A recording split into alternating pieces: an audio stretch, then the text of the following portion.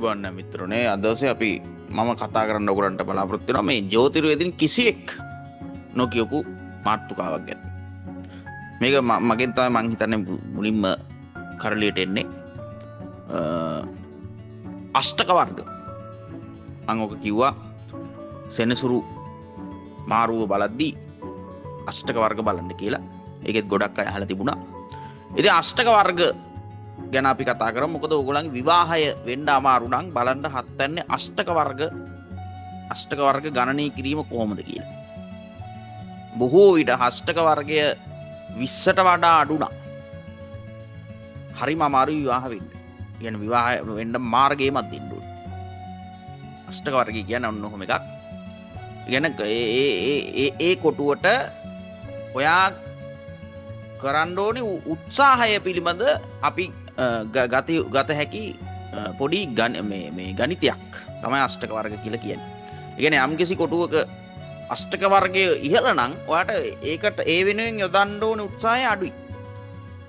යම්කිසි කොටුවක අෂ්ටක වර්ගය අඩු නම් ඔයා ඒ වෙනුවෙන් පට්ට කැපකිරීමක් කරන්න ඕනේ ඒ දේ ලබා ගන්න. ඔන්න ඔකයි සරල පොයින්ට් එක.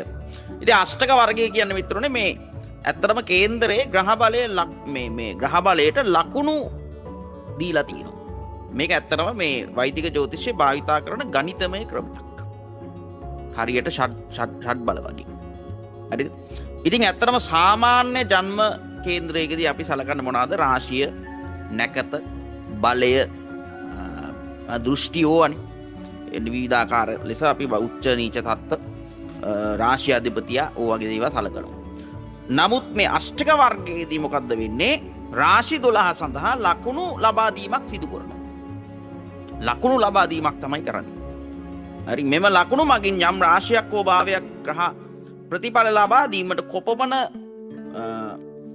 මේ සහායක් ලැබෙනවද කියන එක තීන්දුව කිරීමක්, තක්සේරු කිරීමක් තමයි අපි කරන්නේ. හරි, අෂ්ට කියන්නේ 8 කියන එක. ඒක තේරෙනවනේ. අෂ්ටක වර්ග ගණනයේදී ප්‍රධාන වශයෙන් සලකා බලන්නේ මිත්‍රෝනේ රවි, චන්ද්‍ර, කුජ, බුධ, ගුරු, සිකුරු, ශනි සහ ලග්නය කියන 8. රාහු අත් දෙනයිනේ. රාහු කේතු මේකේ සලකන්නේ. ඔය එකයි රාහු කේතු කියන ග්‍රහයොත් ඊළඟ සලකන්නත් බෑ. ඡායාග්‍රහයෝනේ.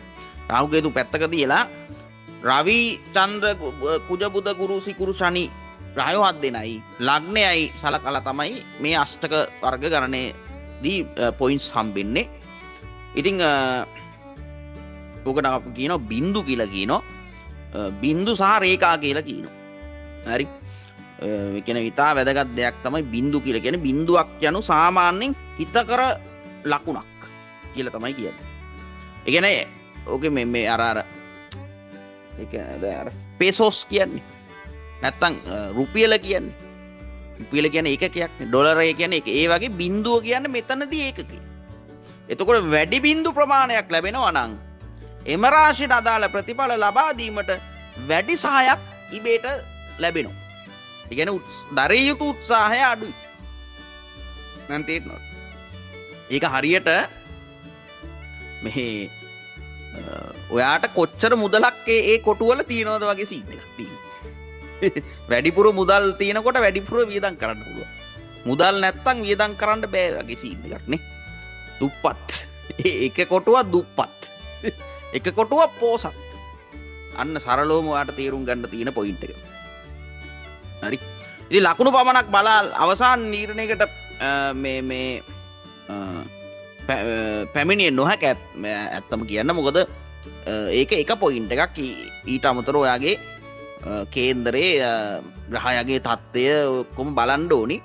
අරගෙන් පෙන්වන්නේ ඒක ලබා ගන්න තියෙන දුෂ්කරතාව හෝ පහසුකම තමයි. ලැබෙන එකේ ගුණාත්මක භාවය ගැන එතන නිර්වචනයක් නැහැ කියලා මතක තියාගන්න ඕනේ. දැන් සල්ලි තිබ්බා කියලා ඕන ජරා එකක් ගන්න පුළුවන් නේ මිත්‍රෝනේ. ගන්න එක ගැන ඒකෙන් කියවෙන්නේ සල්ලි තියනවා කියන එක. සල්ලි තියෙන ඕන බලු වැඩක් කරන්නත් පුළුවන් නේ සල්ලි තියෙන. සල්ලි තියනවා කියලා. ඒකෙන් කියවෙන්නේ මේ ලැබෙන දේ මරු කියලා කියවෙන්නේ නැහැ. ලැබෙන දේ නරකයි කියලා කියවෙන්නෙත් නැහැ. එතන සිම්ප්ලි කියන්නේ උඹට මෙන්න මේ දේ ගන්න සල්ලි තියෙනවා. ඒ කියන්නේ ඒකට අදාළව සල්ලි තියෙනවා. මුදල් ටිකක් තියෙනවා කියන එක. ඔන්නෝකයි වැඩි. හරි. ඉතින් ඇත්තටම මේ බින්න අෂ්ටක වර්ගය කියලා දෙකුත් තියෙනවා. ඒකින් කියවෙන එක් ග්‍රහයා වෙන වෙනම රාශි 12ට ලබා දෙන බින්දු ගණන පෙන්වන වගුව බින්න අෂ්ටක වර්ගය කියලා හඳුන්වනවා. දැන් උදාහරණයක් ලෙස ශනි බින්න අෂ්ටක වර්ගය ගැන සැලකුවොත් ශනිට තමාගේම අෂ්ටක වර්ග වගුවක් තියෙනවා. ඒ කියන්නේ එහි රාශි 12ට ලකුණු ප්‍රමාණ වෙනස් වෙන්න පුළුවන්. උදාහරණයක් ලෙස මේෂ රාශිය 2යි. වෘෂභ රාශිය 4යි. මිථුන රාශිය 5යි. කටක රාශිය 3යි වැනි ආකාරයට රාශි 12ටම ලකුණු දෙනවා ශනිට. තේරෙනවද? ශනිට ඉතින් ශනි යම් රාශියක ගෝචර වන විට එම රාශියේ ශනි බින්න අෂ්ටක වර්ගයේ ලකුණු ප්‍රමාණය ගෝචර ප්‍රතිඵල විග්‍රහයට භාවිතා කරන්න පුළුවන්. අන්න ඒකයි මම අර කිව්වේ ශනි මාරුව බින්න අෂ්ටක වර්ගයේ එතන ශනි සුබ ඵල දෙනවා නම් වාට ඒක සුබයි. ඒක අන්න එතන බලන්න ශනිගේ අෂ්ටක වර්ගය කොහොමද කියලා බලන්න ඕනි කියලා මම කිව්වේ ඒකයි. සර්ව අෂ්ටක වර්ගය කියන්නේ ග්‍රහයන්ගේ අෂ්ටක වර්ග ලකුණු එකතු කර ලබා ගන්න එකතුව සර්ව අෂ්ටක වර්ග ලෙස හැඳින්වේ. හරි. ඒ විට රාශි 12 වෙන වෙනම සමස්ත ලකුණු සංඛ්‍යාවක් ලැබේ. ඔන්න ඔය සර්ව අෂ්ටක වර්ග වලින් තමයි ඔගේ සාමාන්‍ය ඇවරේජ් එක මිත්‍රුනේ මේ 28යි. මොකද 337ක් වෙන ඔක්කොම එකතු කරාම ඒක 12න් බෙදුවම 28ක් එනවා. ඉතින් 28ට වඩා වැඩි නම් යම් කිසි කොටුවක් වාගේ කේන්දරේ සර්ව අෂ්ටක වර්ගවල ඒ දේ ගැන ඔයාට මේ කියන්නේ ඒ කොටුව සම්බන්ධ උදාහරණයක් විවාහය ස්ථානයේ 28ට වඩා වැඩි නම් ඔයාට විවාහය මේ ලේසියට ලැබෙනවා. 28ට වඩා අඩු නම් හරි දුර්වල නම් කොටින්ම කියන 20ට වඩා අඩුයි වගේ න 20ක් වගේ තියෙනවනේ 20ට වඩා හරි ගේමක් දෙන්නට කසාද බඳින්න. ඔන්න ඔහොම සීන් එක මුද එතන හරි දිලිඳුයි වා. උත්සාහ කරන්න නැත්තම් මුදල් යොදවන්න ඕනේ. ඒ මුදල් නෙමෙයි මං කියන්නේ උත්සාහය යොදවන්න ඕනේ මේ මුදල් අපි ගත්ත උදාහරණයක් මේ ඒ කොටුවට අදාළ උත්සාහය යොදවන්න ඕනේ. රැකියා ස්ථානය සම්බන්ධ අෂ්ටක මේ සර්වාෂ්ටක වර්ග ගණනයේදී 28ට වඩා අඩු ප්‍රමාණයක් නම් ආවේ ඔයා රැකියාවක් හරියට ස්ටැබ්ලිෂ් කරගන්න පට්ට ගේමක් දෙන්න ඕනේ. ඔයාට ලැබෙන රැකියාව ප්‍රශ්න වෙන්න පුළුවන්.